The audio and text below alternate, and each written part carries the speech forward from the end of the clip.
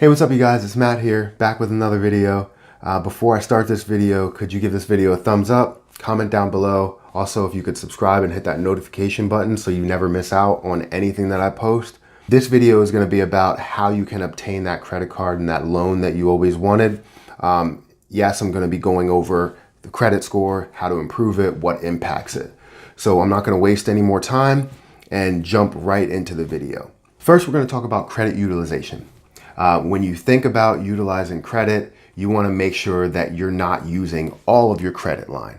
If you have $1,000 credit line, you don't want to use $1,000 because then you're just maxing it out. This impacts your score a lot. You want to stay below 30% if you want to be at the highest level that you could possibly be. So if you have $1,000 credit line, stay at $300 and you'll be fine. But what you never want to do is max out your credit line. You never want to be above 50%. Just always stay below 30%. If you really struggle and you need to use a full $1,000 credit line, find a way to open up another credit card.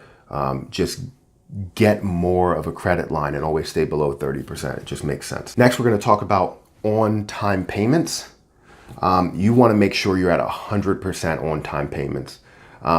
Never let it go over. There are credit cards, and I've had this scare before where since I do have so many accounts, I missed a credit card payment by a couple of days. And I thought that was going to impact my credit score, but it didn't. This credit card company, which was Capital One, doesn't report if you missed a payment until the following month. So if we get to the next month where the statement's due and you miss it, then that's when they'll report it. So they're pretty lenient when it comes to missing on-time payments. I don't know about every single card.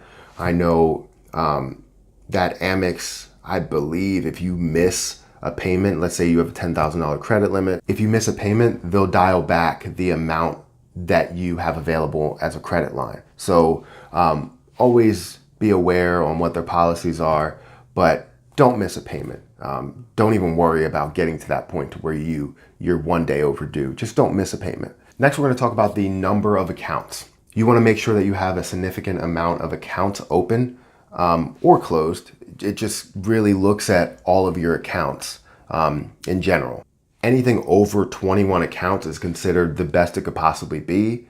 Anything from 11 to 21 is considered good. That's okay. And anything below that is considered average or below average. So luckily this doesn't really impact your score as much, because if you're just starting out and you only have 5 accounts, I'm not going to tell you to go and open, 6 more accounts to get up to that 11 mark. I'm not saying that it impacts your score that much. I would say that you don't really have to worry about this if you're trying to improve your score like right away in the next 2 months. That's a long-term thing. Next, we're going to look at length of accounts.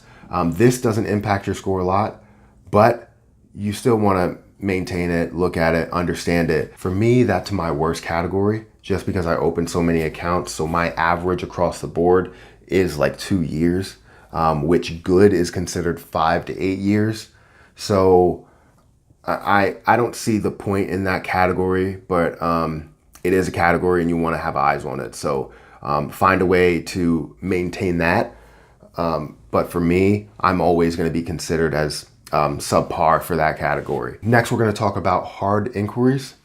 You want to make sure that you're not applying for a ton of loans, credit cards, everything like that, because they're just going to check your credit score and that's going to create one of these hard inquiries. So if you know that your credit score is not good enough to get this loan, don't apply for it, because you're just going to have those hard inquiries on your account for a long period of time.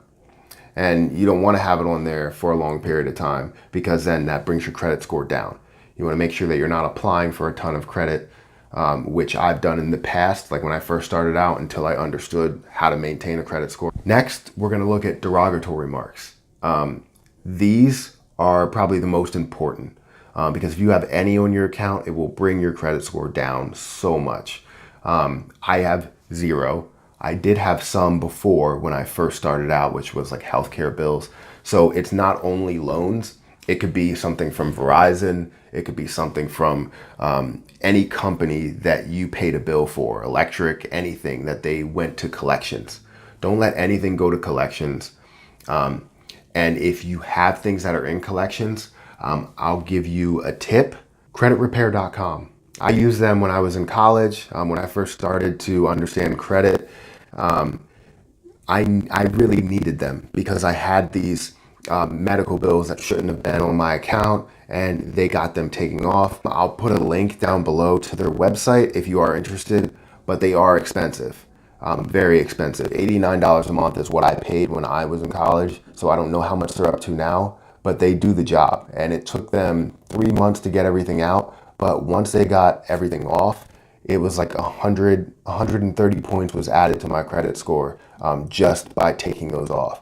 Now, I did have a secured credit card at that point, so I was building up on-time payments and a credit line, maintaining my credit line.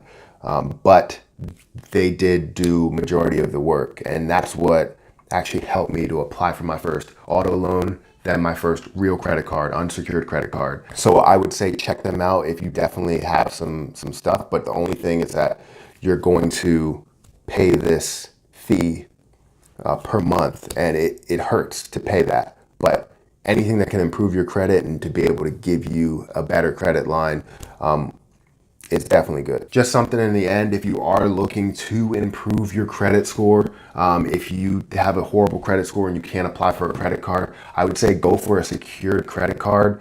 If you don't know what a secured credit card is, you're in luck, because I'm going to tell you. A secured credit card is basically taking your own money and putting it towards a credit line or a credit card. And then what you're doing is you're using that money every month, putting that money back, and then when you're completely done with that credit card, when you finally get an unsecured credit card, you can take that money and put it back in your savings. So it's your money, but you're using it as a credit line to yourself, and it's the best way to do it. A lot of people think of it as, oh, I don't want to spend this much money on a credit card. You're not. You're just holding that much money for a credit card. And anything that can improve your credit is well worth it. So I would say definitely go for a secured credit card. The best secured credit cards would probably be with your credit unions. There are tons of credit unions out there. There's PSECU, there's Belco Credit Union, there's Diamond Credit Union. There's a lot of credit unions. I don't know what other smaller credit unions or bigger credit unions are around your areas, but I would definitely say look at a credit union secured credit card. Just because you can easily move from savings to secured credit card. Use the secured credit card. Even though you don't get a benefit, the only real benefit that you get is the fact that you're improving your credit score. So look into that. So there you have it, guys. This is my breakdown for how to improve your credit and what impacts your credit. I hope you found value out of this video. If you did like this video, please give this video a thumbs up. Comment down below with anything you want to talk about. Also subscribe and hit that notification button so you don't miss out on anything else that I post. With that being said, I'll catch you in the next video.